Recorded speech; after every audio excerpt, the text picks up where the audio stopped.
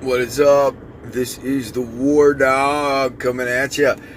So I seen these new G.I. Joe 6-inch figures, and having been a fan of G.I. Joe when I was a kid, I figured I'd do a video about this and let you know what my thoughts are, and I'm really curious what your guys' thoughts are as well. So, I mean, if you guys got any comments, please leave them. I'd love to hear what you guys are thinking. So, first off, I'm going to start out with the figure that I like the best, and that is obviously Snake Eyes. I like Snake Eyes. I think everybody likes Snake Eyes.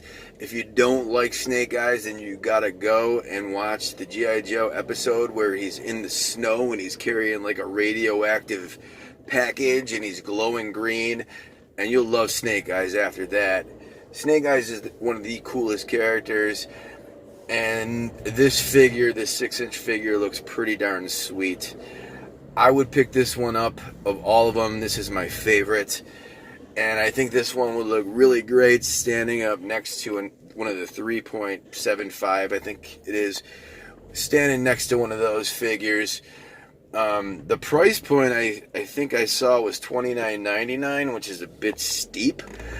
So, like, this is the one that maybe I would be willing to pay $29.99 for.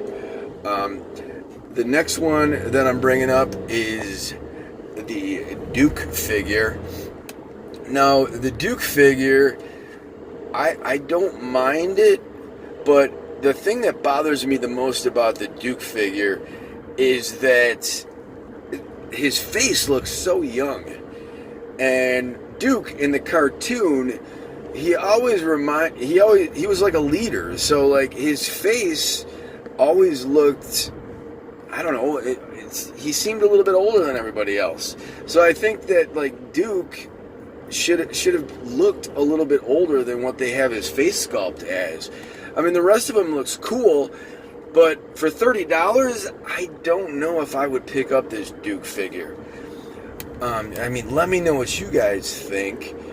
I guess I'm going to have to see it in the store and see how I feel about it. So now I'm going to move on to this Roadblock figure. And Roadblock bothers me as well. But Roadblock bothers me for a different reason. I really like the face sculpt on Roadblock after looking at it several times. But I really do not like the outfit that they got him in. I really prefer the classic Roadblock outfit. I think that Roadblock and Leatherneck had that almost like Vietnam veteran, Vietnam War kind of era look going to him. And I'm not really digging this whole vest look. I would have went with the old school Roadblock look.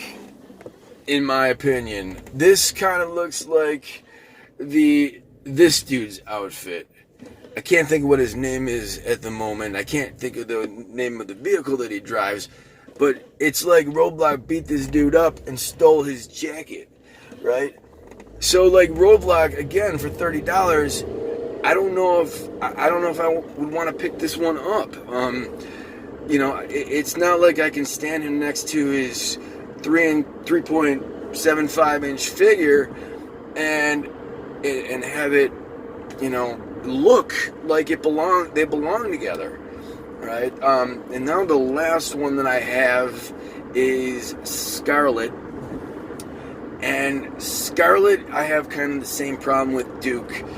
If you zoom up to her face and you look at her face, she looks really young, and I don't really dig that. I mean, yes, I think she should be an attractive-looking female because her and Duke kind of had like a thing going, but she looks way too young. And one of my favorite channels is Geeks and Gamers, and Jeremy from Geeks and Gamers, I think he said it kind of perfect. Like, some of these figures look like they're Fortnite characters or Fortnite figures.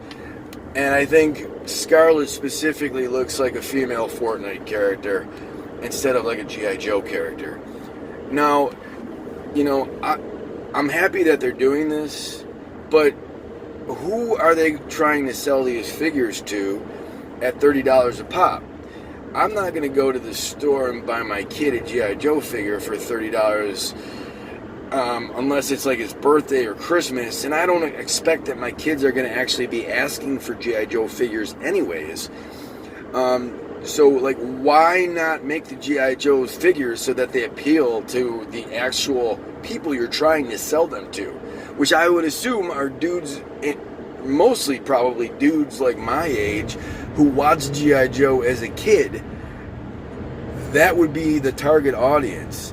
And I mean, I think this problem kind of exists with all of these properties, that they kind of forget who their target audience is, who actually cares about this stuff. They like to alienate their fans, and I think they kind of like blew it a little bit on this one. Also, I mean, there is not a G.I. Joe cartoon going on right now, so like, my kids are gonna look at the G.I. Joe characters and probably not really give a shit whether or not. They probably won't even give them a second look, to be honest with you. You know, the only thing that I could imagine is maybe Fortnite will drop the G.I. Joe characters in there, and then, you know, of course, every kid plays Fortnite that I know of. So, I mean, maybe that will be appealing to kids. I don't know.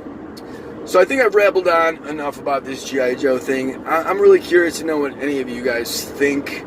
I think, personally, myself, I would buy the Snake Eyes. I don't think I'm going to spend $30 a pop on any of the other ones. I'm hoping that maybe they get them down to $15 a pop, but I don't know. I'm not too confident about that.